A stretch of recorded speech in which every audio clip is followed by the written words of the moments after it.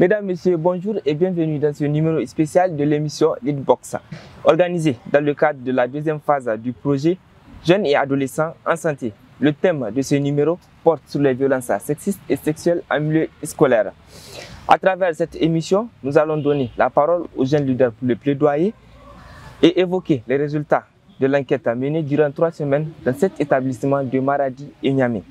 Ils vont aussi nous présenter la campagne Zéro Violence lancée depuis quelques jours sur les réseaux sociaux. Pour animer cette émission, nous recevons 2 jeunes leaders pour le plaidoyer. Ils sont membres d'un groupe de 30 jeunes nigériennes et nigériens de Maradi et Niamey engagés contre les violences sexistes et sexuelles en milieu scolaire. Boubacar Suleiman Rabi, bonjour et bienvenue. Moutari Lawali Soufianou, bonjour. Nous avons également avec nous sur ce plateau Soueba Ibrahim, féministe, juriste spécialisée en droit pénal et sciences criminelles. Elle travaille également sur les questions de gouvernance démocratique et sécuritaire. Bonjour Soueba. Pour compléter ce panel, nous avons avec nous Rachida Moukela, élève d'un de 7 établissements scolaires identifiés pendant l'enquête. Rachida, bienvenue. Avant de rentrer dans le vif du sujet, nous allons définir certains concepts, notamment ce qu'on entend par violence sexiste et sexuelle. Et ensuite visualiser une vidéo réalisée dans le cadre de la campagne Zéro Violence. Par la violence sexiste, le sexisme se désigne comme l'ensemble des préjugés ou des discriminations reposant sur le sexe ou par extension sur le genre d'une personne. Les violences sexistes constituent à humilier ou rabaisser une personne en fonction de son sexe ou de son genre. Et elles peuvent se manifester de différentes manières. Blagues, remarques, injures, mais aussi la discrimination et les violences physiques. Les violences sexuelles se définissent comme tout acte sexuel ou tentative pour obtenir un acte sexuel. Commentaire ou avance de nature sexuelle dirigée contre la sexualité d'une personne en utilisant la coercition commise par une personne indépendamment de sa relation avec la victime. Les violences sexuelles comprennent notamment le harcèlement sexuel, les attouchements ou agressions sexuelles, l'exploitation sexuelle et les viols ou tentatives de viol. Harcèlement, agression, viol, les violences sexistes et sexuelles sont un fléau dans nos écoles nigériennes. Nous sommes 30 jeunes leaders pour le plaidoyer engagés contre les violences sexistes et sexuelles en milieu scolaire. Nous sommes allés enquêter dans 7 établissements, à Maradi comme à Niamey. Plus de 1000 collégiens et lycéens ont répondu à nos questions. Les résultats sont édifiants.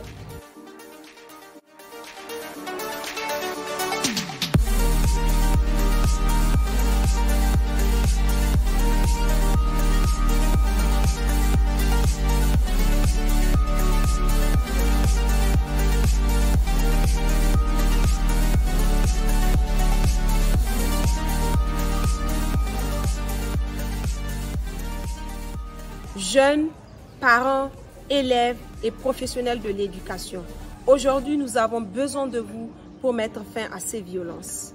Notre objectif avec la campagne Zéro Violence, c'est d'interpeller massivement le ministre de l'Éducation pour qu'il modifie le règlement intérieur scolaire afin de prévenir, protéger et prendre en charge les violences sexistes et sexuelles.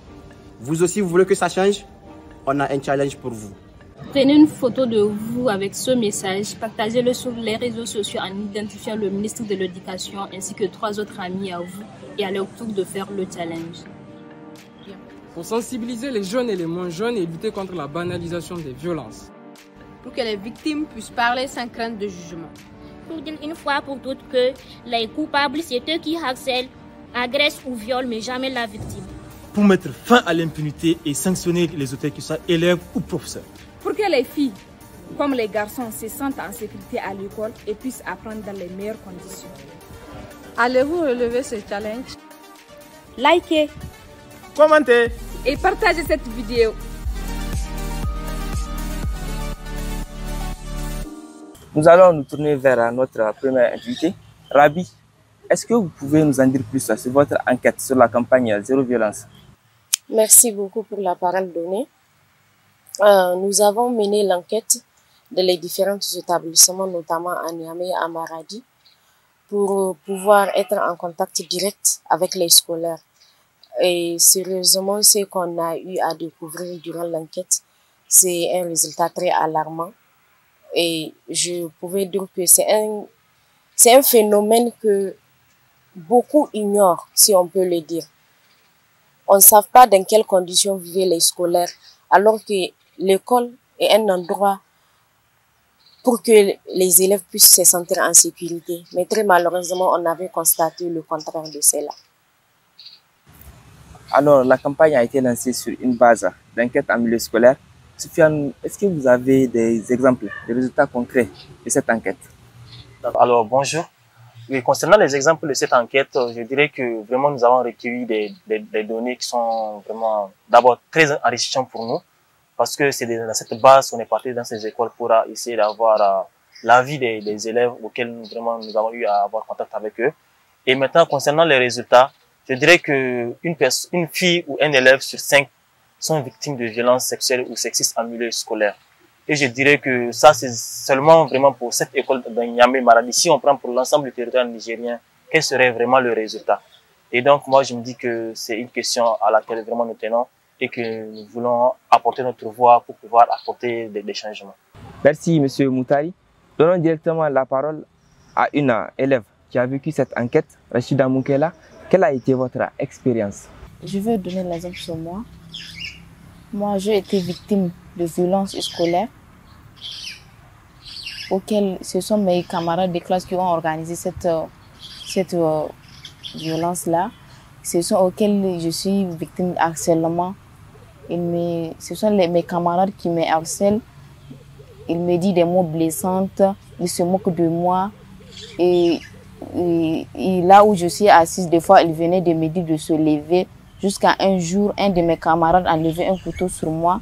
Bon, on sait que les violences sexistes et sexuelles sont un tabou dans notre société. Quelle est la conséquence de ce tabou, Madame Rabi? Ça a une conséquence très énorme non seulement sur la victime, parce que elle n'a pas le courage ou bien la confiance requise pour s'adresser à quelqu'un.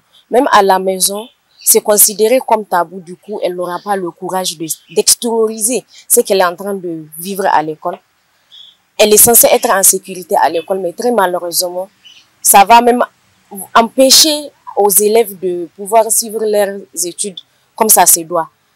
Et le fait que ça soit tabou là, ça va encore la faire victimiser jusqu'à croire que c'est à cause d'elle que ce qui est en train d'arriver à elle, quoi. Genre, c'est comme si elle l'a cherché, alors qu'elle n'est que la victime dans tout ça là.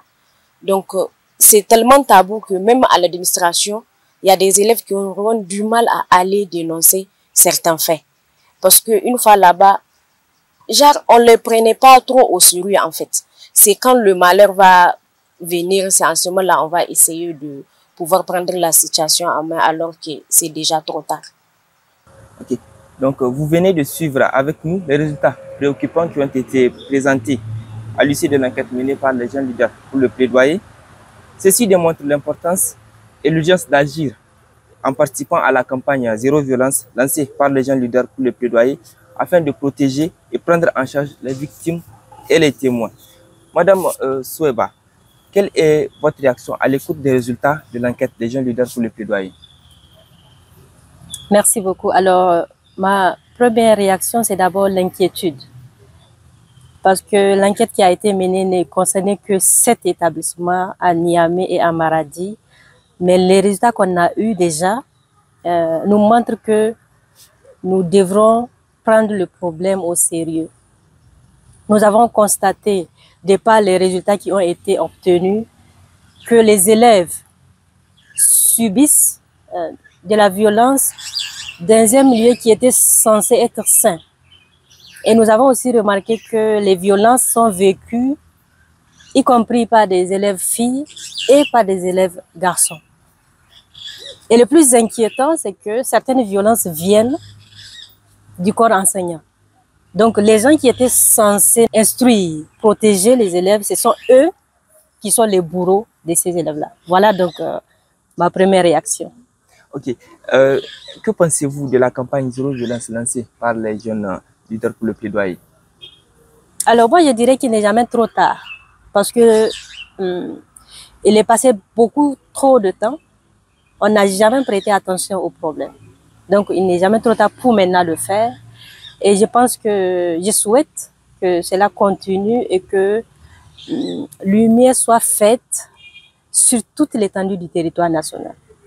Il faut que l'État s'engage, prend le problème à bras le corps, fait de ce problème-là une préoccupation qui est la sienne. On ne peut pas laisser que ce sont des jeunes, ce sont des organisations de la société civile qui font ce travail-là. Il faut que l'État aussi fasse, parce que ça fait partie de ses prérogatives régaliennes, de savoir que les élèves sont en sécurité. Il ne faut pas oublier que l'éducation, c'est un droit fondamental. Donc, il faut faire en sorte que les conditions soient réunies pour que ce droit fondamental-là soit garanti. Mademoiselle Rachida, vous, en tant que victime, quel est votre ressenti par rapport au projet? C'est bien. J'ai été émue de cette enquête puisque mon cas a été détecté et c'est un plus pour toutes les élèves qui sont victimes de ça, puisque mon cas a été reconnu. Madame Soueba, est-ce que vous pouvez nous dire un peu quelle est la conséquence de ces violences sur les élèves? Alors, déjà, les conséquences des violences sont multiples. Comme déjà celle qui est à côté a déjà témoigné, vous voyez, elle a été menacée avec un couteau. Donc, en dehors des conséquences sur son intégrité physique, il y a aussi sur son mental.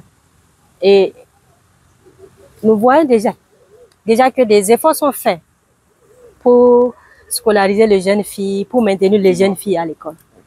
Mais ces efforts-là ne peuvent pas être atteints si l'école n'est pas un endroit sécurisé pour les élèves. C'est pour cela que vous allez rencontrer beaucoup de problèmes de décrochage scolaire. Parce que les enfants, ils sont menacés à l'école, ils sont stressés, ils ont de l'anxiété, ils n'ont plus envie. Et du coup, ils vont abandonner l'école. En abandonnant, qu'est-ce qu'ils font? C'est que leur vie va être impactée. Parce qu'ils n'auront pas accès aux formations, ils n'auront pas accès à l'étude supérieure. Par conséquent, ils vont être désavantagés sur le marché de l'emploi. Et nous allons nous retrouver dans un cercle vicieux où il faut encore mettre des moyens pour... Oui, justement. Donc, ce qu'on peut faire, le mieux, c'est de faire de la prévention.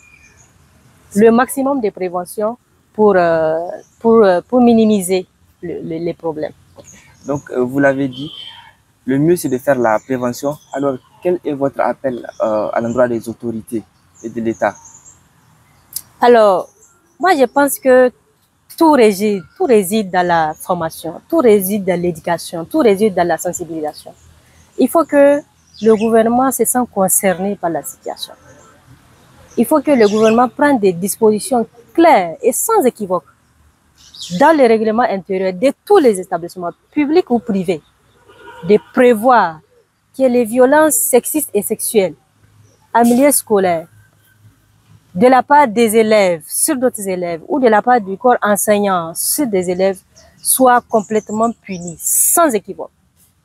Parce que quand vous prévoyez, quand vous définissez les problèmes, il faut aussi prévoir les sanctions. Quand un cas arrive, il faut qu'on sache déjà que c'est interdit. Il faut que les élèves soient au courant que c'est interdit à ce qu'ils subissent ce genre de traitement-là. Il faut que le corps enseignant aussi, quand déjà on les forme, l'État les forme à l'école normale, il faut déjà leur dire non, vous êtes censés éduquer des enfants, vous êtes censés les instruire. Vous ne pouvez pas être des causes de décrochage scolaire. Voilà. Ok, merci Madame Soueba. Je vais me tourner vers ma gauche pour aborder la question avec Monsieur Soufianou et Madame Rabi. À la lumière de votre enquête, quelles sont les conséquences que vous avez pu relever sur les élèves?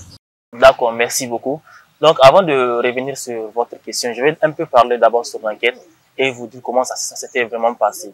Vraiment, dans le processus de l'enquête, dans ces différentes écoles, nous avons soumis aux élèves des questionnaires, vraiment en leur demandant d'abord leur avis et aussi la fréquence de violences qu'ils sont en train de subir dans ces écoles-là, si elle est élevée, si elle n'existe pas ou bien si elle existe dans leur école. Et la plupart vraiment des étudiants disent que ces genres de violences existent dans leur école. Mais quelle est cette solution? Maintenant, en deuxième phase, toujours dans le questionnaire, on a d'abord, en fait, on les a définis ce qu'est une violence sexuelle ou sexiste pour qu'ils arrivent à comprendre ou bien à connaître ceci. Parce que nous avons eu aussi vraiment à faire un constat que la plupart des élèves ou étudiants n'arrivent pas à cerner ce que c'est qu'une violence sexuelle ou sexiste, ou même parfois d'autres même, ils ignorent cela. Et maintenant, en dernière phase, c'était vraiment de demander leur avis. Comment est-ce qu'ils voient qu'on peut vraiment résoudre ce genre de problème-là?